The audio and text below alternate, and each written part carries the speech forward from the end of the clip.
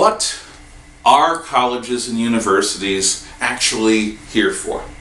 Why has society developed these institutions? Well, they come from cathedral schools in the high Middle Ages, places where future elites could be educated in the arcane disciplines of rulership or administration, and you could get a classical education focusing on history, rhetoric, philosophy, and law, which would prepare you for a profession as a ruler or in politics, or eventually you could get a scientific education, studying the instrumentalities and methodologies that we use to explore our physical universe, a good scientific education.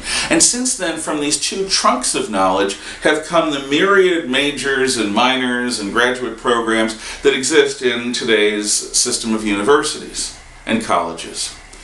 But the purpose was to have a place where a special type of young person, not better, but more intellectual, somebody who has the capacity to take the responsibility for other lives into their hands, somebody who has the capacity to master a very exacting set of professions, will go for their advanced training.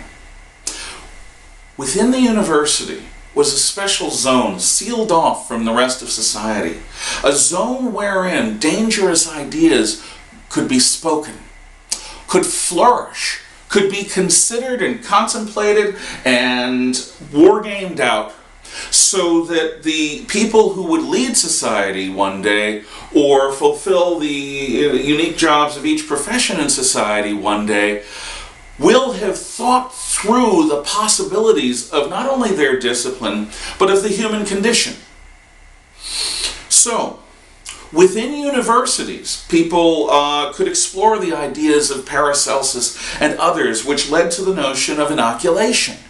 The idea of injecting a person willfully, with a bit of a terrible disease, in order for the body to learn how to fight that disease. Well, when people in the wider world found out what inoculations were, there were riots. People chopped the arms off their own kids. Doctors were hunted for poisoning and spreading plague. Within the university, the dangerous notion could be considered safely, away from the ears and passionate hearts of torch-wielding, pitchfork-wielding peasants who would draw their own conclusions, who would desperately panic at the thought of a certain idea gaining force, an idea that would upset the apple cart of their assumptions about life. When Martin Luther and Galileo began expressing their thoughts, Luther on the problems with the Roman Catholic Church, and Galileo used his telescope to proverbially look up God's skirt in order to explore the heavens. And in both cases, these men came up with unorthodox ideas that would upset the apple cart of the assumptions and answers that had been promulgated up until then in Western civilization. Luther was encouraged by the church to write in Latin and to limit his correspondence to a bunch of learned academics and church leaders so that his ideas could be considered within the safe zone of a university without inflaming public passions and causing disruption to society. Galileo was consulted by Jesuit priests who were also astronomers who had found similar things or confirmed his sightings, but they did not want his ideas to cause confusion in the wider society, in the wider world. Right or wrong, the notion was that the college, the university, the academic environment was a safe zone for bohemian, avant-garde, dangerous ideas to be given form in a way that wouldn't harm the rest of society.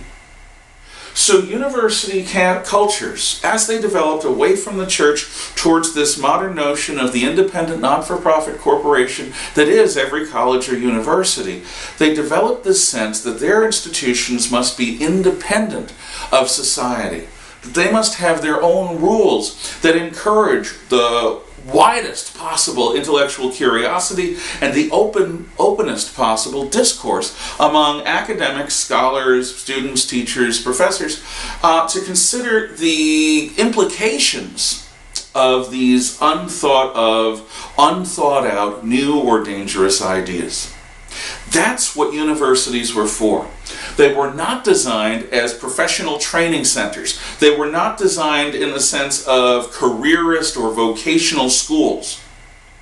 They were designed to prepare future elite for the human problem, the analog problem, not digital, the universal problem of the human condition.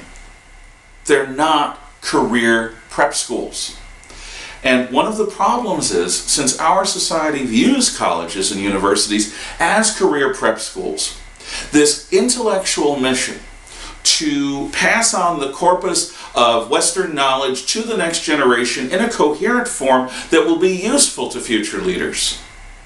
This notion of acculturation, while at the same time considering and contemplating the dangerous ideas, has been lost. And what's left is something that's a caricature. It's not career prep. Or if it is, it's the most limited career prep. What's being done in universities today is not open inquiry, nor is it effective vocational career prep. It's something else, and that will be the subject of the next video. Think on it. Be well.